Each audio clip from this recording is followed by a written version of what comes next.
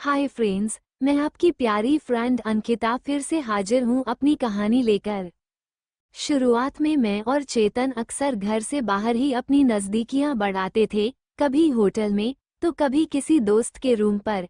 Cinema hall के अंधेरे में मेरे करीब आना चेतन का सबसे पसंदीदा पल होता था। शुरुआत में मुझे होटल या बाहर मिलने में थोड़ा डर और शर्म महसूस होती थी, लेकिन वक्त के साथ मैं भी उन खास पलों को एंजॉय करने लगी। पूरी तरह खुलने में थोड़ा समय लगा, लेकिन फिर हम दोनों एक दूसरे को अच्छे से समझने लगे। जब घर पर अकेले होते थे, तो एक दूसरे के साथ सुकून भरे पल बिताते थे। हालांकि ऐसा मौका बहुत कम मिलता था, लेकिन जब भी मिलता, हम पूरी तरह एक दूसरे में खो जाते। एक दिन फाइनल ईयर के एक सीनियर ने हमें देख लिया और हमारी एक फोटो खींच ली।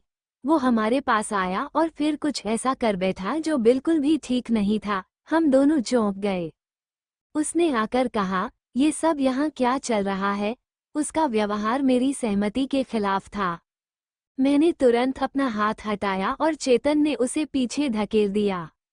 वो बोला, ज्यादा समझदारी मत दिखाओ, मेरे पास एक तस्वीर है, चाहो तो प्रिंसिपल को दिखा सकता हूँ। उसने वो तस्वीर भी दिखा दी। हम डर गए कि कहीं बात कॉलेज या घर तक न पहुँच जाए। हमने उसे शांत करने की कोशिश की और कहा, प्लीज वो फोटो डिलीट कर दो। उसने कहा, ठीक है, डिलीट कर दूंगा, लेकिन एक शर्त है। फिर उसने ऐसी मांग रखी जो बेहद अनुचित थी। मैं स्तब्ध रह गई, आंखों में आंसू आ गए। चेतन भी कुछ नहीं बोल पा रहा था। उसने मेरी मजबूरी का फायदा उठाने की कोशिश की। मैं घबरा गई, लेकिन डर के मारे चुप थी। उसने चेतन को बाहर देखने को कहा और मुझे एक तरफ ले जाकर बात करने की कोशिश की। मैं असहज महसूस कर रही थी, लेकिन कुछ कर नहीं पाई।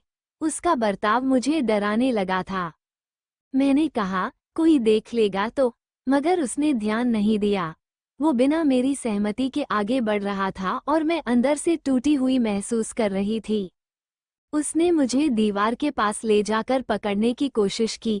मैं बहुत घबरा गई थी और दिल में बेचैनी सी महसूस हो रही थी।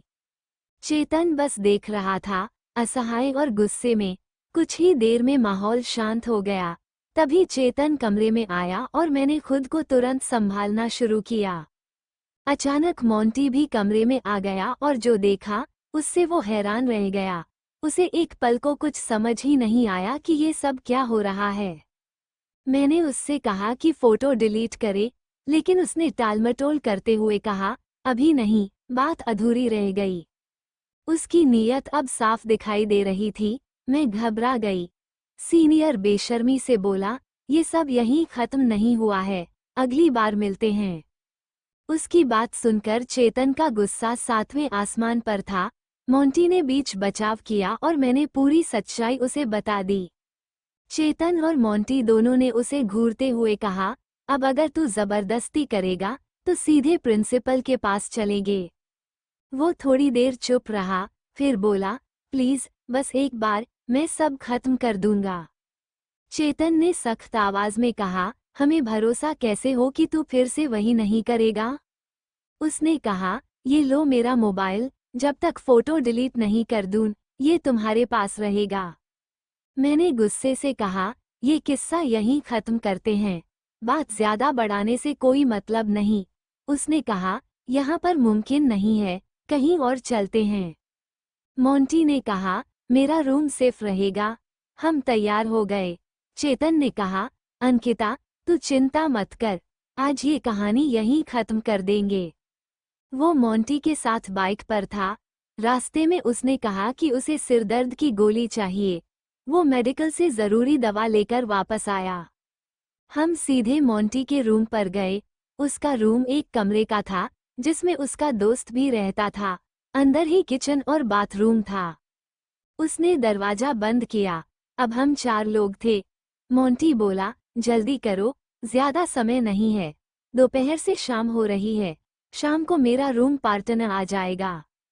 मैंने चेतन से कहा, कुछ खाने को भी चाहिए, दोपहर का खाना नहीं खाया था, भूख लग रही है। उसने मोंटी को पैसे देकर कहा कि कुछ खाने को ले आए। चेतन मुझे अकेला नहीं छोड़ना चाहता था और रूम मोंटी का था। अगर उस बीच कोई आ जाता तो गड़बड़ हो जाती, इसलिए उसने मोंटी से कहा कि वो दरवाजा बाहर से लॉक करके चले जाए। मोंटी गया। सीनियर अब पूरी तरह तैयार था। पहले वो पानी पीने गया और दवा ली। चेतन ने कहा, जल्दी सब खत्म कर। उसने कहा, ठीक है। मैंने शर्त रखी कि जरूरी सावधानी बरतना होगी, लेकिन उसे किसी की परवाह नहीं थी। सीनियर बोला, जैसा मैं कहूँ वैसा ही करना।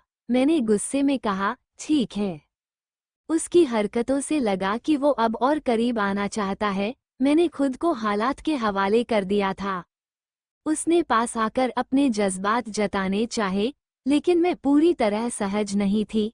उसकी नज़दीकियों से मेरे अंदर हलचल सी होने लगी। सांसें तेज थीं और मन में उथल-पुथल मची थी। अब वो कुछ ज्यादा ही भावुक हो गया था। कुछ देर बाद माहौल बिल्कुल शांत हो गया। तभी चेतन आया और बोला, अब पासवर्ड बताओ। उसने बताया और चेतन ने तस्वीरें डिलीट कर दी। उस पल ने मुझे अंदर से हिला दिया था, लेकिन कहीं न कहीं मैं खुद को थोड़ा हल्का महसूस कर रही थी। मैं वॉशरूम गई, खुद को ठीक किया। वो सीनियर जाते हुए एक अजीब सी मुस्कान के साथ कहा, तुम्हारी दोस्त दिलचस्प है। और फिर वह चला गया। अब मैं बहुत थक चुकी थी और भूख भी लग रही थी। मैंने आरामदायक कपड़े पहन लिए थे।